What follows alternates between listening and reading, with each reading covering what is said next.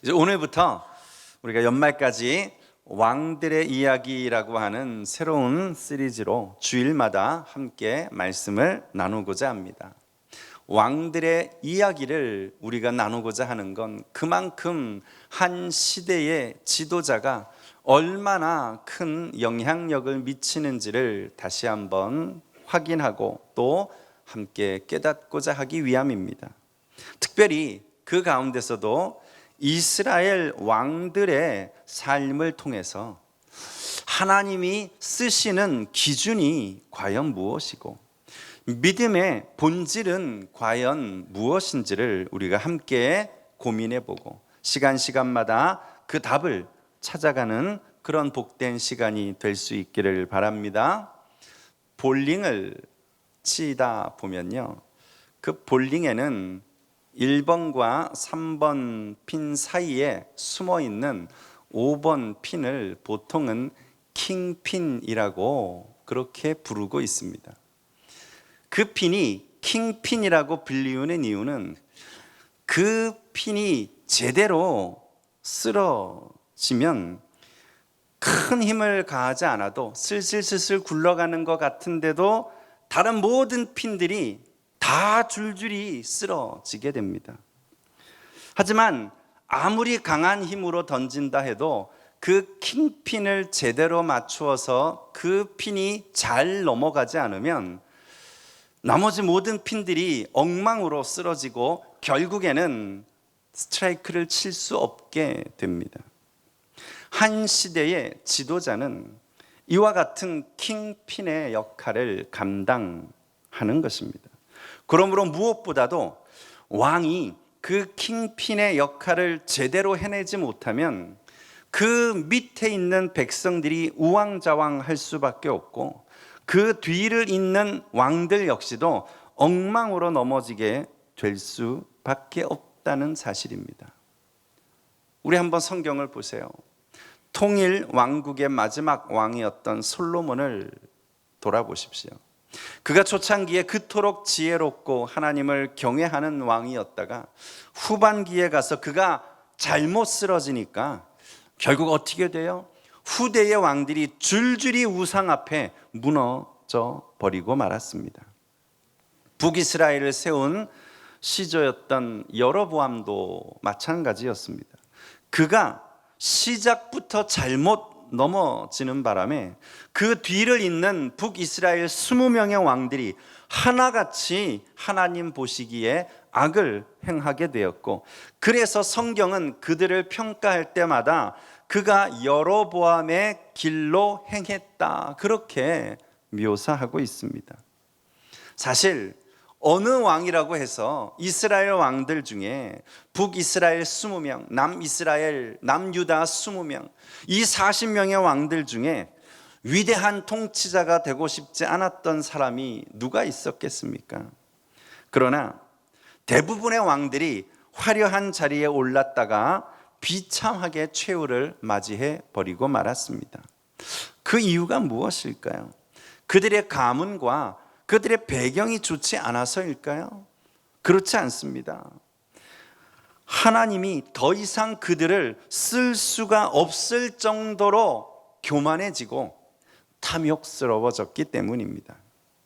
우리는 자꾸만 내가 배경이 좋고 내가 스펙이 좋아야 쓰임받을 수 있다고 생각하지만 아무리 좋은 조건과 아무리 훌륭한 자격을 갖추었다 해도 결국엔 그 사람 자체가 마음에 들지 않으면 그 사람을 우리가 쓸 수가 없는 거예요.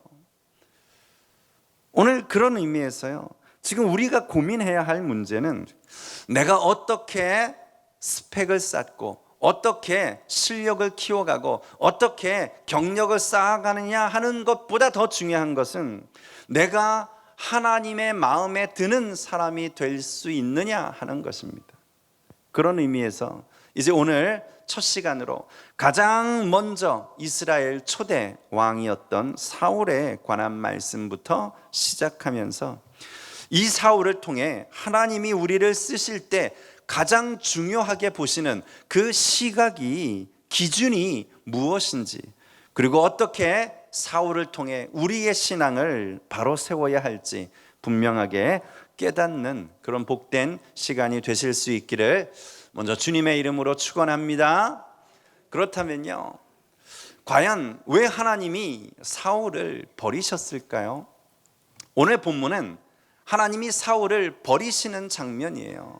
과연 그가 어떤 일들을 행했기에 하나님이 더 이상 그를 쓰실 수 없다고 판단하셨을까요?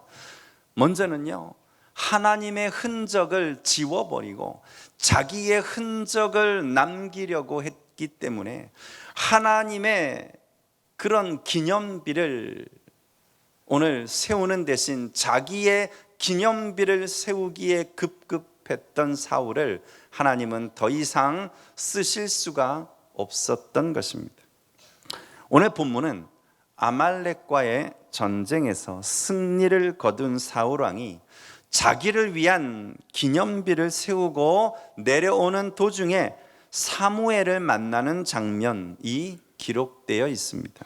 근데 여기 우리가 읽지는 않았지만요, 다음 구절을 보면 17절에서 하나님이 사무엘을 통해 사울에게 이렇게 책망하시는 내용이 나옵니다. 그를 왕으로 세운 것을 후회할 만한 이유가 무엇인지를 설명하십니다. 우리 17절을 한번 같이 읽어볼까요? 같이 한번 읽어보겠습니다. 시작. 사무엘이 이르되 왕이 스스로 작게 여길 그때에 이스라엘 지파의 머리가 되지 아니하셨나이까? 여호와께서 왕에게 기름을 부어 이스라엘 왕을 삼으시고. 여기 보시면 하나님이 사울을 이스라엘 초대 왕으로 삼으신 것은 그의 외모 때문이 아니었고 그의 가문 때문이 아니었고 그가 가진 능력 때문이 아니었음을 밝혀주고 있습니다. 그가 스스로를 작게 여겼던 그 마음을 보시고 하나님이 사울을 세우셨던 것입니다. 자기를 부족한 존재라고 여길 때 하나님은 그를 쓰실 수 있겠다 판단하셨던 것이요. 그런데 어느 날부터 사울의 태도가 바뀌었습니다. 그의 마음속에 자기가 큰 자라는 인식이 들어오기 시작한 거예요. 하나님이 없어도 나 혼자 얼마든지 대단한 일들을 해낼 수 있다는 생각이 들기 시작한 것입니다. 바로 그때부터 하나님은 사울을 더 이상 쓰실 수가 없었습니다. 여러분 기억하십시오.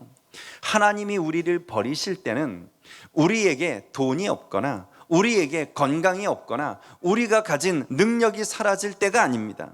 오히려 우리가 제일 잘 나갈 바로 그때일 수 있다는 것입니다. 바로 사울 왕이 지금 그랬습니다. 그가 전쟁의 승리에 도취되어서 지금 자만에 빠져 있는 바로 그때 하나님은 사울을 버리셨습니다. 오늘 말씀을 다시 보세요. 하나님이 사울을 왕으로 세우신 것을 후회한다 하는 말씀을 사무엘이 듣고는 너무 안타까워 가지고 그날 밤새도록 하나님 앞에 부르짖었다고 했어요. 그런데 사무엘은 사울을 위하여서 안타까워하며 밤새 부르짖는 동안 정작 사울은 뭘 하고 있었습니까? 그는 자기를 위한 기념비를 세우고 있었습니다. 12절이에요. 12절을 한번 같이 눈으로 보시겠어요? 사무엘이 사울을 만나려고 아침에 일찍 일어났더니 어떤 사람이 사무엘에게 말하여 이르되 사울이 갈멜에서 자기를 위하여 기념비를 세우고 발길을 돌려 길갈로 내려갔다 하는지라. 성경에는 두 가지의 기념비가 나옵니다. 하나는 자기를 위한 기념비고 또 하나는 하나님을 위한 기념비입니다. 모세가 홍해를 건넌 이후에 하나님이 육지같이 바다를 건너게 하신 은혜를 기억하며 거기 돌을 쌓고 하나님을 기억하는 기념비를 세웠습니다. 여호수아가 요단강을 건넌 이후에 하나님 앞에 기념비를 세웠습니다. 지난주에 본 것처럼요, 여리고성 싸움과 아이성 싸움에서 승리를 거둔 이후에 그는 오히려 오늘 세겜 땅 그 에발산에서 하나님의 말씀을 새겨 넣으며 하나님으로 인하여 승리했음을 기념하는 기념비를 세웠습니다. 그런데 사울은 반대로 하나님의 흔적이 아닌, 하나님의 이름이 아닌 자기의 업적을 남기고 자신의 그런 행함을 또한 나타내기 위하여서 자기의 흔적을 남기기 위한 기념비를 세운 것입니다. 바로 여기에서부터 사울에게 문제가 발생하기 시작합니다.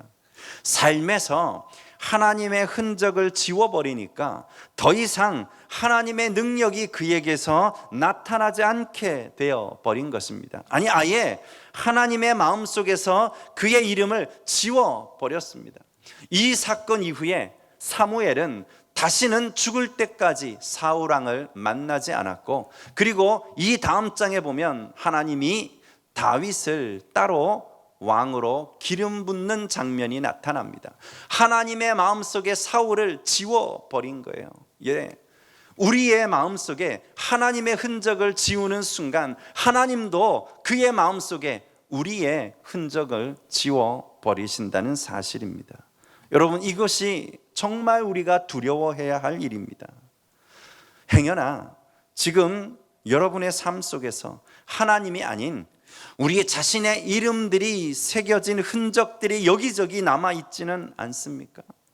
우리가 주의 일을 한다고 하면서도 언제부터인가 우리의 이름이 기록되기를 원했고 우리의 기념비를 세우려고 하지는 않았는지 냉정하게 돌아볼 수 있기를 원합니다.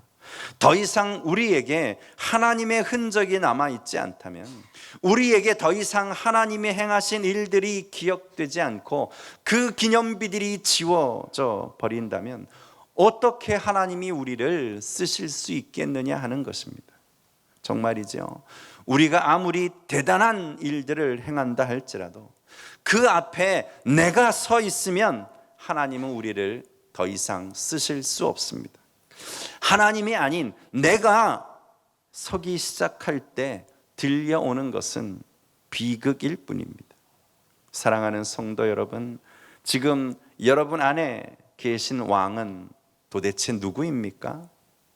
지금 누구를 위한 기념비를 세우고 있습니까?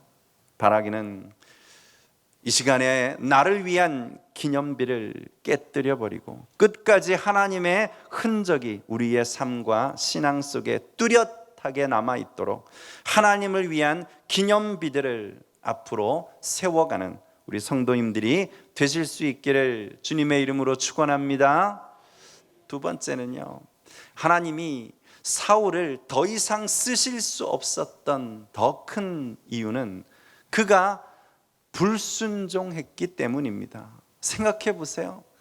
주인이 명령하는데 종이 순종하지 않는다면 어떻게 그를 계속해서 쓸 수가 있겠습니까?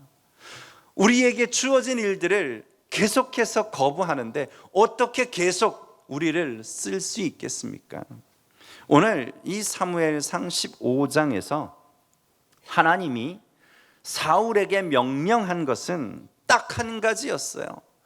오늘 우리가 읽은 본문에서 이제 처음으로 다시 돌아가서요, 3절을 보시면 여기 배경으로 지금 어떤 명령이 주어졌는가가 분명하게 기록되죠. 우리 3절도 한번 같이 읽어볼까요? 읽겠습니다. 지금 가서 아말렉을 쳐서 그들의 모든 소유를 남기지 말고 진멸하되 남녀와 소아와 젖 먹는 아이와 우양과 낙타와 나귀를 다 죽이라 하셨나이다. 하나님의 명령은 너무나 분명하고 하나님의 명령은 너무나 구체적이었어요. 아말렉 족속을 진멸하되 하나도 남김없이 남녀노소 불문하고, 아니 짐승과 가축들까지도 다 포함해서 완전히 진멸하라는 것입니다. 그래서 사울이 백성들을 소집하고 전쟁터에 나가 아말렉과 싸움을 하면서 대승을 거두었어요. 표면적으로는 하나님의 명령을 잘 이행한 것 같았습니다.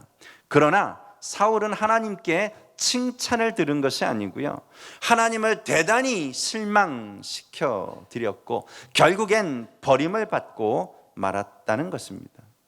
왜지요? 뭐가 잘못된 거죠? 그것은 바로 하나님의 말씀에 100% 순종하지 않았다는 것이 문제입니다. 우리가 9절을, 이 앞에 바로 앞구절인 9절을 다시 한번 보시면요, 이렇게 보고하는 내용이 나옵니다. 사울이 하나님께 승전을 거둔 이후에 보고서를 제출하는데 이렇게 얘기합니다. 사울과 백성이 아각 왕과 그의 양과 소의 가장 좋은 것 또는 기름진 것과 어린 양과 모든 좋은 것을 남기고 진멸하기를 즐겨 아니하고 가치 없고 하찮은 것들만 진멸하니라. 여기 지금 특별히 오늘 본문은요, 어떻게 이 부분을 표현했는가 하면 그가 다 진멸하기를 즐겨하지 않았다고 말씀하고 있습니다. 영어 성경대로 표현하자면 unwilling to destroy라고 표현하고 있어요. be willing to do 하면은 기꺼이 뭐뭐 하고자 한다라는 뜻이잖아요. 근데 거기에 not을 썼으니까 원하지 않은 거예요. 하나님의 말씀을 잘못 이해한 게 아니라니까요. 못 들은 게 아닙니다. 원치 않은 거예요. 하나님의 말씀대로 따라하는 것이 그에게 마음에 들지 않았다는 것입니다. 왜지요? 어쩌면 하나님의 말씀대로 순종하기에는 지금 눈앞에 보이는 것들이 너무 아까웠는지도 모릅니다. 전쟁에서 목숨 걸고 힘들게 싸워 이겼는데 왜 굳이 이 좋은 것들을 다 멸해야 하지? 전리품을 취하는 것은 승리자가 마땅히 행할 권리 아닌가 하는 나름대로의 생각과 욕심이 있었습니다. 정말이죠. 여러분, 우리가요, 가만 보면 하나님의 말씀에 순종하기 제일 힘들 때가 보통 언제인가요? 그 말씀이 내 마음에 들지 않을 때입니다. 그 말씀이 사실 어려워서가 아니고요, 그 말씀이 이해되지 않아서가 아니에요. 우리가 순종하지 못할 때는 대부분 그 말씀이 내 마음에 들지 않아서입니다.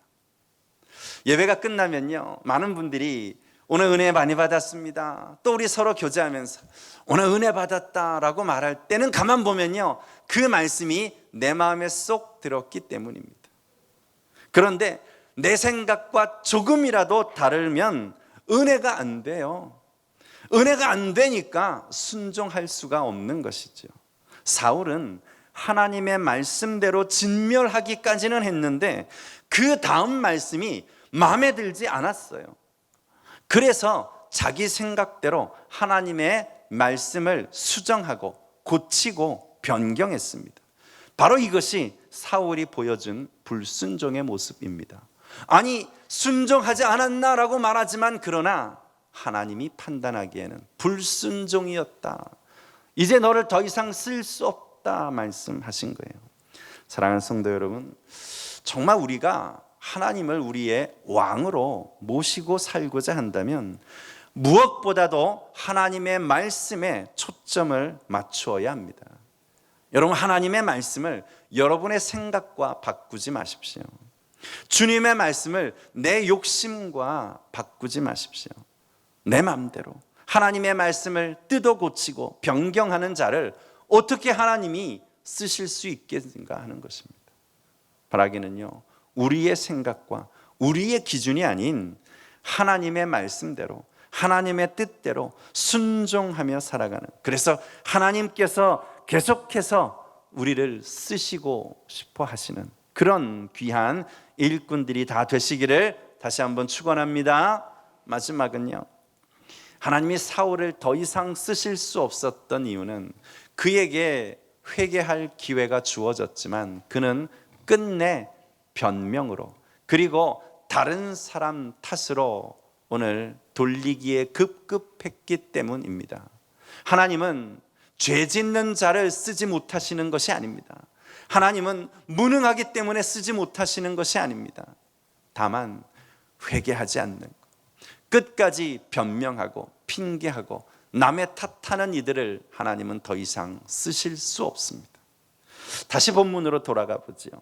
자기를 위한 기념비를 세우고 의기양양하게 돌아오고 있는 사울을 만난 사무엘이 묻습니다.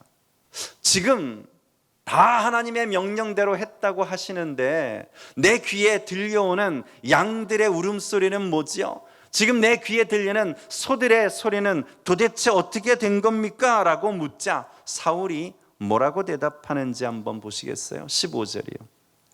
15절 우리가 한 번 더 마지막으로 읽어볼까요? 같이 읽습니다. 사울이 이르되 그것은 무리가 아말렉 사람에게서 끌어온 것인데 백성이 당신의 하나님 여호와께 제사하려 하여 양들과 소들 중에서 가장 좋은 것을 남기며 그 외의 것은 우리가 진멸하였나이다 하는지라. 여기 두 가지요. 하나님께 제사 드리기 위해서 죽이지 않고 데려왔다고 지금 말하고 있습니다. 잘 보세요. 지금 사울은 하나님을 빙자해서 또한 백성들을 핑계하며 자기의 목적과 동기를 합리화시키고 있는 것입니다. 물론 그의 말이 완전히 거짓말은 아니었을 거예요. 분명히 실제 그는 잡아온 것들 중에 몇몇 짐승들을 골라서 제사 드렸을 것입니다. 그러나 정말 그것이 궁극적인 목적이었는가 하는 것이에요. 정말 그것만을 위해서 좋은 것들을 다 데리고 오고 잡아온 것인가 하는 것입니다. 문제는요, 이러한 자세가 오늘 우리에게도 남아 있지 않은가 하는 것입니다. 하나님을 위해서 그렇게 했습니다. 우리도 늘 하는 말이잖아요. 정말 그런가 하는 거예요. 정말 그렇습니까? 정말 하나님을 위한 것입니까? 아니면 사실은 우리가 좋아서 그렇게 한 것입니까? 우리는 자꾸만 내가 원하는 것을 하나님도 원하실 거라는 생각을 합니다. 내가 좋아하는 것을 하나님도 당연히 좋아하실 거라고 착각합니다. 그러나 그 순간 우리 삶의 왕은 하나님이 아닌 바로 내가 되는 거예요. 우리가 이렇게 아무리 하나님 앞에 예배드리고 열심히 기도하고 열심히 봉사한다 해도 내가 나의 왕이 되고 내가 왕 행세를 하고 있는 한 하나님은 그것을 받지 않으십니다. 우리가 끊임없이 변명하면서 내 계획과 생각을 고집하는 한 하나님은 우리를 쓰실 수가 없다는 사실을 잊지 마시기 바랍니다. 더 나아가서요, 사울은 회개할 기회를 받았는데 그런데도 변명으로 끝난 것만이 아니라 더 나아가서 이 불순종의 책임을 백성들에게 지금 떠넘기고 있습니다.